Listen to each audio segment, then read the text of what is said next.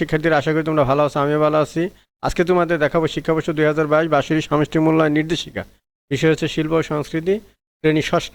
এই ষষ্ঠ শ্রেণীর তৃতীয় অর্থাৎ বার্ষিক সামষ্টিক মূল্যায়নের যে প্রক্রিয়াটা কীভাবে করতে হবে তৃতীয় দিন, সেই কাজটা আমি তোমাদের এখন করে দিচ্ছি। তো লেটস স্টার্ট। তোমরা যদি আমার চ্যানেল নতুন হয়ে থাকো অবশ্যই আমার চ্যানেলটা সাবস্ক্রাইব করবে, বেল আইকন বাজিয়ে দিবে এবং বন্ধুদের সাথে শেয়ার করবে। তাহলে আমি যে ভিডিওগুলো দিব তোমরা সেগুলো দেখলে তাহলে তোমরা কী হবে, উপকৃত হবে। তো আজকে তোমাদের দেখাবো যে তৃতীয় কর্মদিবসে যে কাজটা তোমাদের করতে দিবে, এই কাজটা কিভাবে সমস্যার সমাধান করা যায় সেই প্রক্রিয়াটা আমি এখন দেখিয়ে দিচ্ছি। দেখো, তৃতীয় কর্মদিবসে তোমাদের কি লেখা আছে আমরা একটু দেখি। দেখো, তৃতীয় কর্মদিবসে লেখা আছে তোমাদের ধাপ 3, তৃতীয় কর্মদিবস, সময় হচ্ছে 5 ঘন্টা + 300 মিনিট। শিক্ষার্থীরা আজই বাংলাদেশের হৃদয় হতে প্রদর্শনী আয়োজন করার জন্য শ্রেণীকক্ষ নিজেরা সাজাবে। এই শ্রেণীকক্ষ নিজেরা সাজাবে। এই প্রদর্শনীর নাম হবে আজই বাংলাদেশের হৃদয় হতে, এই প্রদর্শনীর নাম। এবং শিক্ষার্থীরা তাদের নিজেদের তৈরিকৃত বিভিন্ন রকমের কাগজের বা পাতার ঝালর, পাখি, ফুল, মাছ বা অন্য যে কোনো কিছু শিক্ষকের কাছে জমাকৃত দিয়ে শ্রেণীকক্ষ সাজাবে। তাহলে তারা কাগজের যে কোনো পাতা, কাগজের বা পাতার ঝালর দিয়ে তৈরি করতে পারে, পাখি, ফুল, মাছ বা অন্য যে কোনো কিছু তারা তৈরি করে সেগুলো শিক্ষকের জমা রাখবে এবং আজই বাংলাদেশের হৃদয় হতে প্রদর্শনীর নাম দিবে। দিয়ে তারপর কী করবো, ওই শ্রেণীকক্ষটা কীভাবে সুন্দর করে সাজাতে হবে।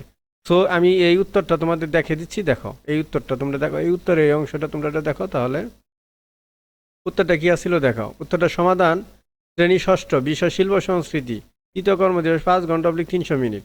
নাম জাকির, রোল নম্বর হচ্ছে 4, শাখা ভ্যালি। কাজ নাম্বার 1, তোমাদের যে রুমটা কীভাবে সাজাতে হবে, তোমাদের সাজানোর প্রদর্শনীর নাম আজই বাংলাদেশের হৃদয়। শিক্ষার্থীরা নিজেরাই এই প্রদর্শনী আয়োজন করবে এবং শিক্ষকরা অবশ্যই এতে সাহায্য করবে। প্রদর্শনী সাজানোর জন্য যা যা শিক্ষার্থীরা করবে, এতে প্রথমে তারা কাগজ পাতা দিয়ে ঝালর, পাখি, ফুল, মাছ অন্য যে কোনো কিছু বানিয়ে তারা প্রদর্শনীতে সাজাতে পারে। এবং এগুলো দিয়ে কাজ করার জন্য কাগজ পাতা দিয়ে ঝালর, পাখি, ফুল, মাছ অন্য যে কোনো কিছু বানানোর পর শিক্ষকের কাছে সেগুলো কি করবে, জমা রাখবে। এখন তোমরা কীভাবে ঝালরগুলো তৈরি করবে, ঝালর কাগজ দিয়ে দেখো, এই ঝালরগুলো তোমরা ঠিক এইভাবে তৈরি করবে। এই কাগজ দিয়ে এগুলো ঝালরগুলো তোমরা নিজেরা তৈরি করবে। এই ঝালরগুলো তৈরি করার জন্য এগুলো কিন্তু দেখো, এগুলো শিক্ষার্থীরা নিজে বানাবে। শিক্ষার্থীরা তোমরা যারা আছো তারা অবশ্যই শিক্ষার্থীরা এগুলো তোমরা কী করবে, নিজেরা এই ঝালরটা তোমরা নিজেরা বানাবে। তাহলে আশা করি তোমরা বুঝতে পারবে যে ঝালরটা নিজেরা বানিয়ে তোমরা এইগুলা তোমরা সাজাবে। রুমটা তোমরা নিজেরাই এটা সাজাইতে হবে। হ্যাঁ, শিক্ষক এটা প্রদর্শন করবে। তো তোমরা আশা করি তোমরা বুঝতে পারতেছো যে পরবর্তী যে কাজটা এইটা তোমাদের আমি এখন দেখিয়ে দিচ্ছি। দেখো, পরবর্তীতে প্রশ্ন করা হয়েছে। দেখো, ষষ্ঠ শ্রেণীর বন্ধু খাতা প্রদর্শনীতে রাখবে।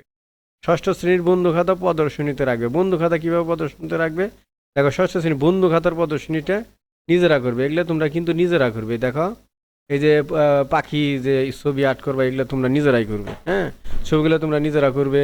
তারপরে এই যে ঝালর, এইটা নিজেরা করবে। প্রথম কাজ তোমাদের এটা হচ্ছিল, প্রথম যে কাজটা এটা তোমাদের প্রথম অ্যান্সার। এবং দ্বিতীয় অ্যান্সারটা যেটা আছে বন্ধু খাতার ব্যাপারটা, এই বন্ধু খাতার অ্যান্সারটা দেখো, দ্বিতীয় কাজ বন্ধু খাতার দ্বিতীয় প্রশ্ন, 2 নং কাজ।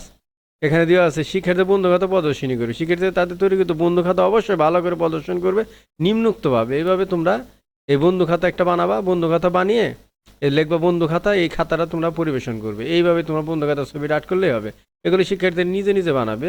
শিক্ষার্থী তোমরা নিজেরা এই বন্ধু খাতাটা নিজেরা তৈরি করবে বা অঙ্কন করবে। তোমরা বন্ধু খাতাটা নিজেরা কী করবে, অঙ্কন করবে। এটা তোমাদের প্রদর্শন করে দেখাতে হবে।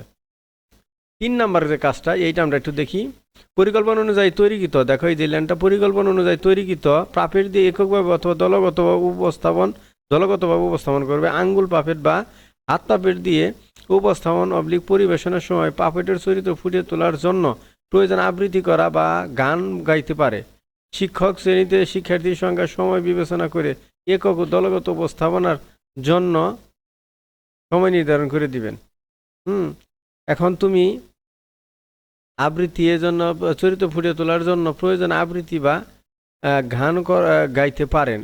অন্য কিছু তুমি করতে পারো, সেজন্য তোমার চরিত্র ফুটিয়ে তোলার জন্য যা করতে হয় সেই উত্তরটা দেখো। এখানে 3 নং কাজ, এই পাপেট তোমরা এইভাবে তৈরি করবে। আঙ্গুলের বিভিন্ন, এইটা মনে করো একটা বিড়াল, এটা মা বাবা, এটা বাবা মা, এটা ছেলে, এটা কবুতর, এইটা চিহ্ন তুমি দিয়ে পাপেট দিয়ে বিভিন্ন চরিত্র ফুটিয়ে তুলবে।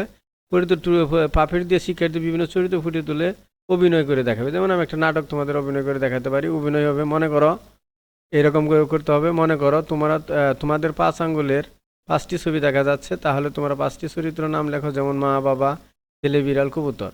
প্রথমে বাবা মা ও ছেলে সবাই খাবার খাচ্ছে। আহ, খাবার সময় বিড়াল ও কবুতর আসলো। বাবা মাকে বলল, তোমাদের খাবার পর অবশ্যই বিড়াল ও কবুতরকে খাবার দিবে। মা বাবার কথা শুনে বলল, হ্যাঁ অবশ্যই আমি খাবার দিব দুটি পানিকে। ছেলে বাবা ও মায়ের এত সুন্দর ব্যবহার দেখে খুব খুশি হলো ও প্রাণীরা খুব খুশি হলো এবং প্রাণীরাও তাদের খুব ভালোবাসে। তারপর দেখো এতে আমরা বুঝতে পারি পশু পাখির প্রতি ভালোবাসা খুবই ভালো, এতে সৃষ্টিকর্তা খুশি হন। তো আমরা বুঝতে পারলাম শিক্ষার্থীরা, তোমরা আশা করি তোমরা বুঝতে পারতেছ যে তোমাদের এই যে দেখো এটা তৈরি করে প্রতিটি দলের উপস্থাপনা কোনো দলের সদস্য ভিডিও করবে।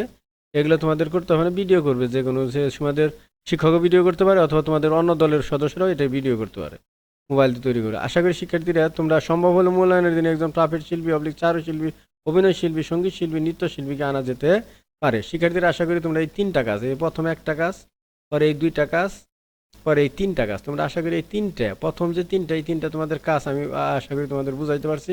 তোমরা আশা করি আমার চ্যানেলটা দেখবে এবং তোমরা অবশ্যই আমার চ্যানেল নতুন হয়ে থাকলে অবশ্যই চ্যানেলটা ফলো করবে।